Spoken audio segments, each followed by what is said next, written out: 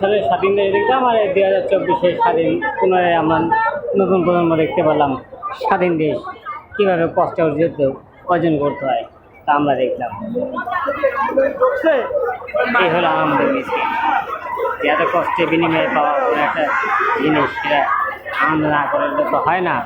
সেই আনন্দের মিছিলটার স্থানীয় অংশটুকু আপনাদের সাথে করলাম। আমি খুলনা শিববাড়ি মোড় থেকে সর্বশেষ আপডেট নিউজ আপনাদের সামনে প্রচার করলাম বা করার চেষ্টা করলাম।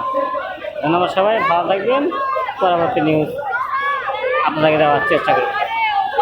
ধন্যবাদ সবাইকে, ততক্ষণ ভালো থাকবেন, ছেলের মধ্যে যত্ন নেবেন এবং দেশকে ভালোবাসবেন, দেশের জন্য এগিয়ে আসবেন। ধন্যবাদ।